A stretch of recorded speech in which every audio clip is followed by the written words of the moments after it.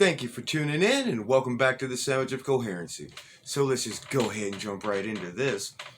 As I'm sure you saw from the title, I personally believe that we're looking at a good 14 years of Republican-led control.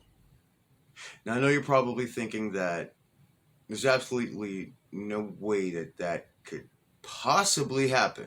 Okay? There's no way that it could be that you could have it so perfectly set that you could get that length of dominance from one party. But believe me, it's possible. Believe me, it's absolutely possible. So what I'm saying is that it's going to start here in this year in 2022. The Democrats are going to lose heavily. Now, they understand this and they recognize this, which is why they're doing all they can to try and prevent it. Tons of excuses and nonsense that they're spewing and wasting so much time on this whole January 6th committee. And the reason they're doing that is because they want to keep this idea of Trump being a terrible boogeyman fresh in your minds, so that you associate him with anything Republican or conservative, so that come this November, when you vote, you'll say, oh my God, the boogeyman Trump, Republicans, no, stay away. And you'll go vote Democrat straight down the party ticket. But we all know that that's not going to be the case, because this January 6th nonsense is falling apart. It's been falling apart from the day it began, the pushbacks and everything, the delays, because they have nothing to go on. And the fact that you don't have any of the opposing party to pose questions or be involved in this investigation really worries and bothers people. Even Democrats find this to be a little unsettling, because this is just a one-sided pony show, realistically, And recently, with the spewing of this Hutchinson or Cassandra, whatever her name is, talking about what happened and that Trump was attacking the Secret Service agents and blah, blah, blah, blah, blah, blah. We know that's nonsense. That's an absolute lie. That's garbage. Basuda. And look, this is hearsay. This is third-party information. Okay, she's giving names of Secret Service agents that said something she heard, which means that the January 6th committee knows whom these people are. She's giving them this testimony. So you got to ask yourself, why haven't they called them to testify? Reports have come out that the agents that were mentioned said they are more than willing to testify under oath, especially to the simple fact that what this woman said is nonsense. And because this is really nothing official. She's not technically, I don't believe, maybe it is official, I don't know. And if it is official, then she's blatantly lying under oath. And I believe that she needs to be held accountable for that. I believe that lying to Congress is a heavy penalty. So let's just go ahead and jump right into what I'm bringing up here, because I'm trying to point out the fact that how this is going to go down. And here's what's going to happen. This is my prediction. You're going to have this win in 2022. And that's going to lead to the presidential elections of 2024. And now, the media might have you believe that you're going to have Trump going up against Ron DeSantis for the Republican nomination, but that's not going to happen. That would be strategically stupid.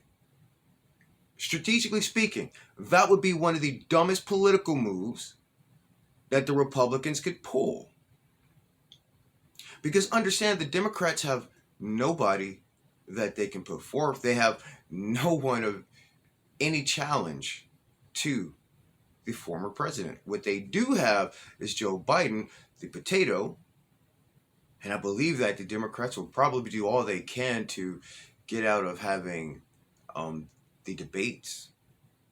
I don't think they'll let that happen.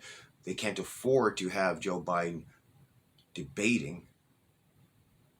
That would just be a total fiasco. They know that would absolutely hand the presidency over to Trump. They can't have Kamala Harris debating against Ron DeSantis. They know that he would absolutely destroy her in the debates. And if they have to go up against them, people are going to see the obvious, and you're going to have a huge shift of Democrats, if they already haven't done it, switching to Republican. They're not going to want to vote for 4 more years of what we're already gone 2 years through.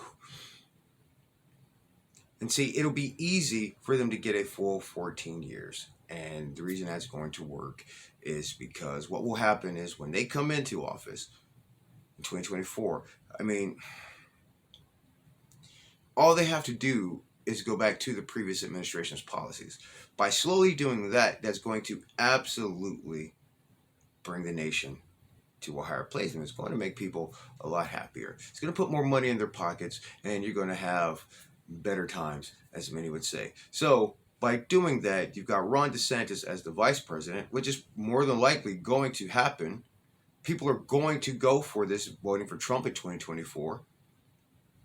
And if just by reversing the policies of the Biden administration, taking the nation into a much better place, you'll roll right into 2028, where you will have Ron DeSantis, the vice president, running for president. And people across the nation already like Ron DeSantis. Okay, it's been seen from throughout the course of this entire pandemic, from the beginning of that. Democrats had said all this nonsense and all this crap about what was happening in Florida. You literally had the media and medical agencies making up lies about what was happening, but you had politicians that were going there to take their holidays, chilling on the beach, literally locking people up in their homes with their mandates and nonsense, not letting them go to work, people being arrested for going outside, but they are taking holiday down in Florida. Now look, I understand, because I know somebody's going to say it.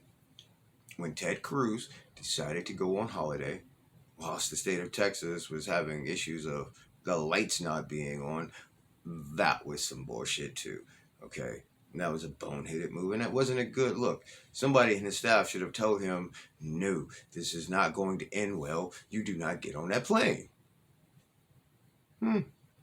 But, oh well. We move on from that because there's no changing what happened in the past, but we can learn from it and move forward and attempt to do better. So, as you may have seen from what I have on the screen, the New York Supreme Court struck down the law allowing non-citizens to vote. This is one more of those things that is going to have people voting Republican. Okay? I understand the whole idea, they're here, they should have. No. It doesn't work that way. Just because somebody's here on a visa or whatnot, if you want to vote, you go through the whole process to become a citizen, naturalized, and then you vote. That shouldn't be something you have to go into detail to explain to people. That just simply makes sense on so many levels. How do they not comprehend that is beyond me. I understand what it is. People are so caught in their feelings that this thing stops working. Logic goes in one and out the other. The article goes on. The New York Supreme Court ruled Monday that a New York City law that allowed non-citizen residents to vote in municipal elections is illegal. The law, passed in December 2021 by the New York City Council, created a class of voters called municipal voters, comprised of non-citizens who reside in the city for at least 30 days. That was a 3 and 0. 30 days. That's it. Before an election, who reside in the city for at least 30 days before an election and register or pre-register to vote. Under the law, municipal voters were granted the right to participate, and the Democrats' hope is that by allowing them to vote, they're going to vote Democrat. That is their idea. And it's part of the problem with their whole immigration policy.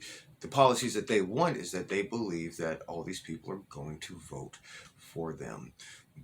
But unfortunately, what we've noticed over the years is that that's not the case. Once people get a little bit of their own things and a taste for being independent and successful, they realize they want to keep their stuff and they don't vote for policies that take their stuff away. So you have more and more immigrants who come to the United States, even those that came here illegally, but over time were able to actually get their citizenship. They vote conservative. Now their children and their grandchildren tend to be more of the higher cases that vote Democrat. And I think there might be something with the generational gap. Maybe the problem with how the word, I don't know. There's a reason for it, but but that's the thing that's it's really obvious is that there is a plan and the plan is falling apart. Now, the bill first became law automatically after former Mayor Bill de Blasio and current Mayor Eric Adams both declined to either sign or veto it. De Blasio had openly expressed concerns about it, recognizing that there were big legal questions surrounding it.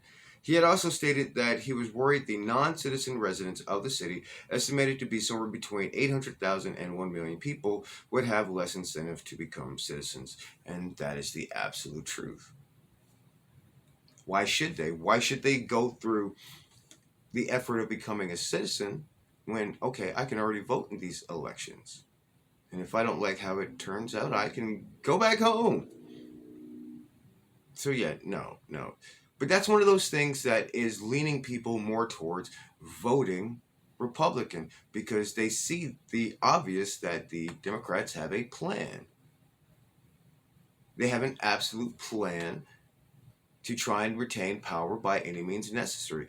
And you could say it's cheating, you can say it's not cheating, but the way it looks is they don't want to play fair.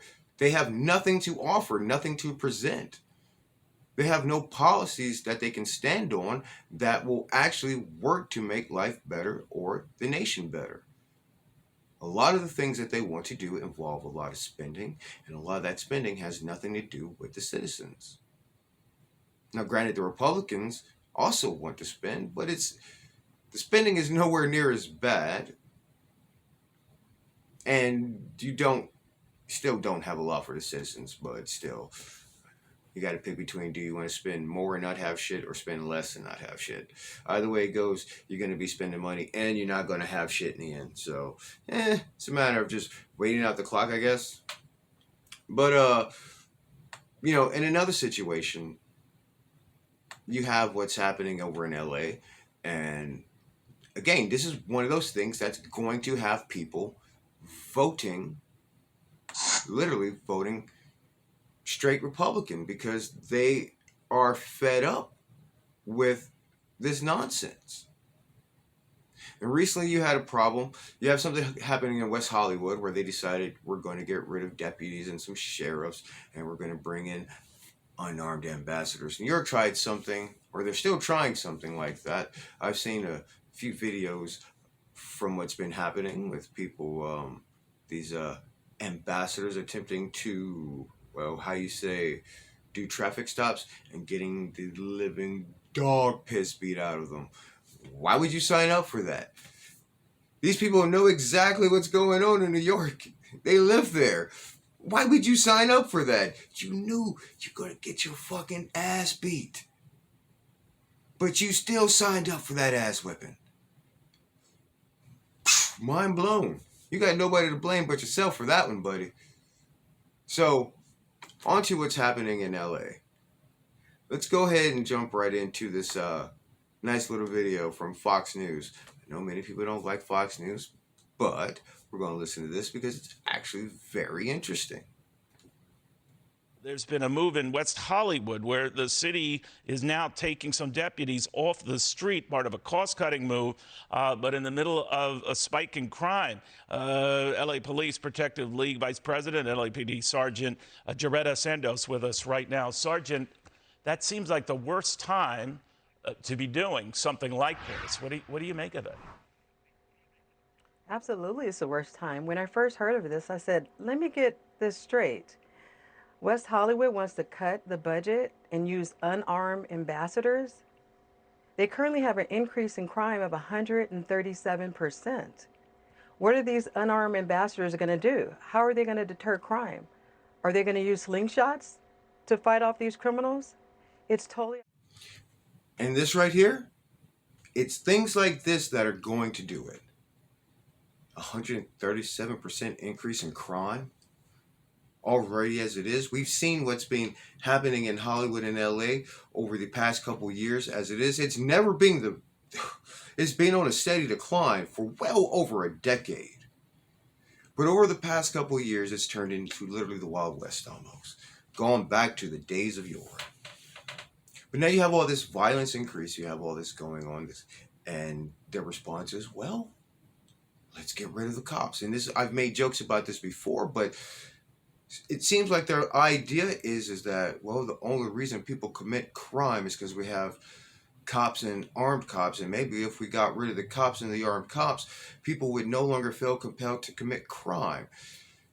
And that's literally a recipe for disaster, because that makes no sense, but that seems to be the way that they've been taking things. And now what you have is a lot of people, they're not rich, they're just regular people. Okay, these are regular people trying to live their lives that are having them torn apart by policies that, mind you, they voted for when they voted Democrat, but they don't deserve this. I don't think they quite gathered just how far the people they voted for were willing to destroy their lives just to prove the point that they don't like Donald Trump. And this is the result of that. And I hope that people are starting to finally wake up and understand that this is getting so far on that coming back from it is going to take 2 to 3 times as long. It is going to take a very long time to repair the damage that the current Biden administration has done to return the United States into a position just at the minimum of where it was. We'll just say even during Obama's administration. Understand that Joe Biden has taken this nation worse than that.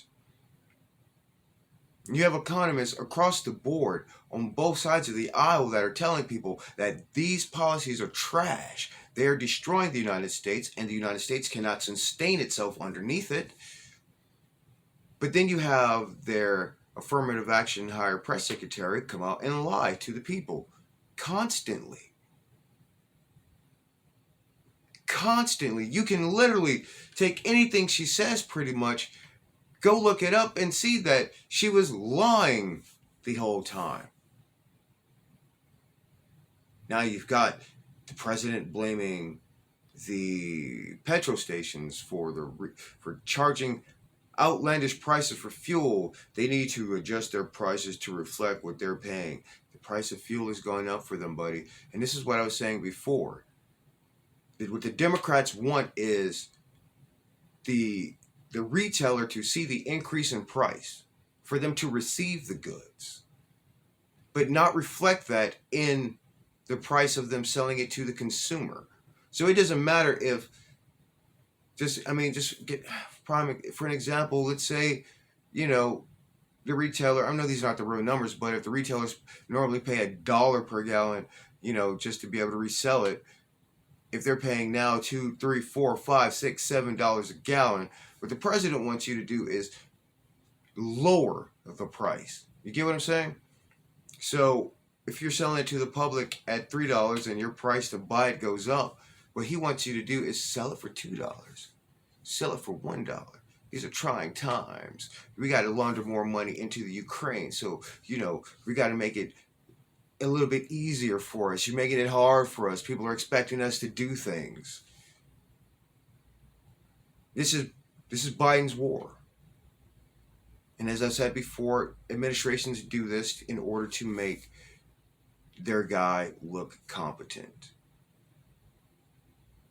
But the president is quite incompetent, and he has chosen the wrong adversary. There's no way